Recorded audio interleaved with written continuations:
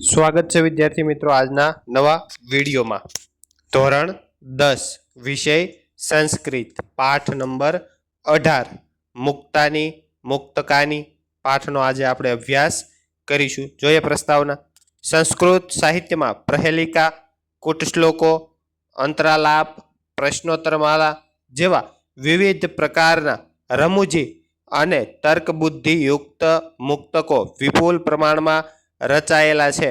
મુક્તક પ્રકારની આ રચનામાં ક્યારેક શ્લેષનો તો ક્યારેક સંધિનો ઉપયોગ કરીને સમત્કૃતિ ઊભી કરવામાં આવે છે, ક્યારેક વળી સમાસ ફેર કરીને તો ક્યારેક અન્વય ફેર કરીને દ્વિવિધ અર્થઘટન કરીને સમત્કૃતિ સર્જવામાં આવે છે।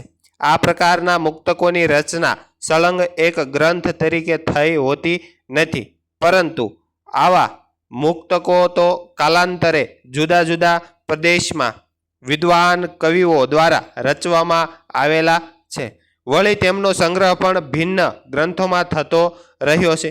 વર્તમાનમાં આવા મુક્તકોનો સંગ્રહ કરીને તેને સુભાષિત રત્ન ભાવનડાગર તરીકે પ્રકાશિત કરવામાં આવ્યા છે। પ્રસ્તુત પાઠમાં વિવિધ પ્રકારે વિવિધ પ્રકારની સમત્કૃતિ સર્જતા 8 પદ્યોનો સંગ્રહ કરવામાં આવ્યો છે।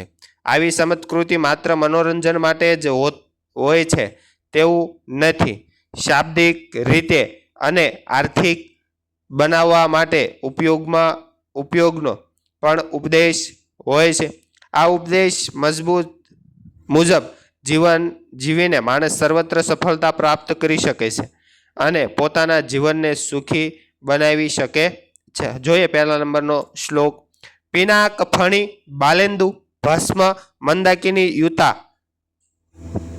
પવર્ગ રચિતા મૂર્તિ પવર્ગ પ્રદાસ્તુ વહ। જોઈએ અનુવાદ।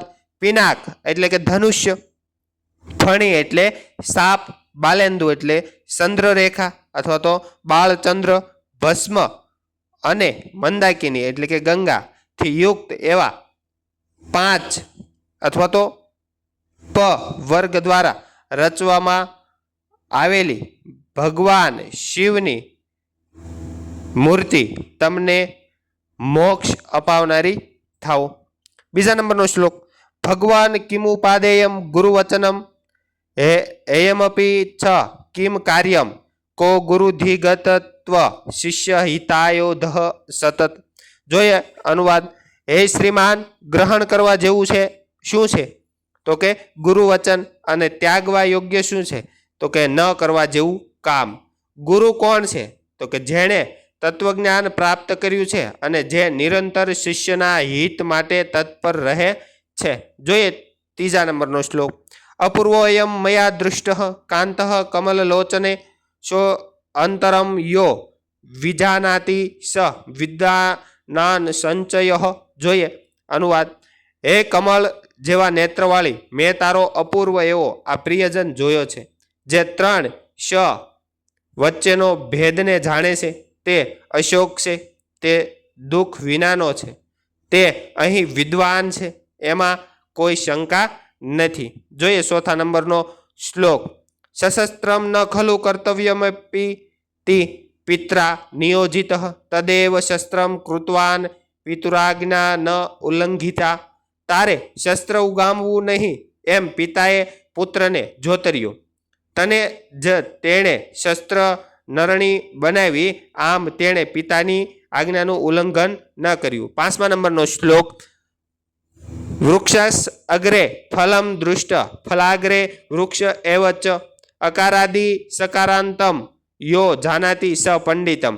વૃક્ષની આગળ એક ફળ જોયું અને ફળના અગ્રભાગમાં વૃક્ષ જ જોયું, જેના આરંભમાં આદિમાં અકાર છે અને અંતે સકાર છે, જે તેને જાણે છે તે પંડિત છે, જેનું નામ છે અનાનસ।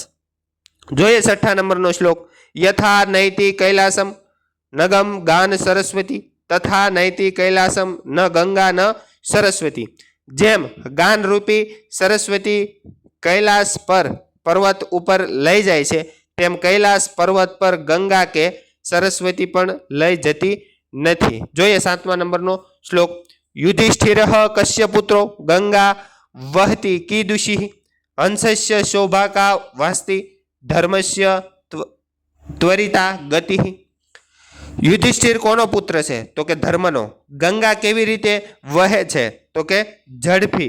हंसनी शोभा शो छे तो के गति अथवा तो एनी साल। 8मा नंबरनो श्लोक द्वंद्वो द्विगरूपे चाहम मदगेहे नित्यम अव्यविभावः तत्पुरुष कर्मधारे एनाहम श्याम बहुव्रीहि। जोईए अनुवाद हूँ बेनी जोड़ वाळो एटले के पति पत्नी बंने छुं अने द्विगु 2 गायो वाळो छुं। व्यय एटले के खर्च करवा माटे मारी पासे घरमां कशुं नथी तेथी हे तेना पुरुष तेवा पुरुषने कामकाज कर जेथी हूँ बहुव्रीहि अथवा तो बहु धान्य वाळो अधिक चोखा वाळो बनी जाव। तो मित्रों आ तो पाठ नंबर 18 मुक्तानी मुक्तकानी छूटा छवाया मुक्तको पाठनो आपणे आज अभ्यास कर्यो। मळीए आगळना विडियोमां। आभार, थैंक यू, धन्यवाद।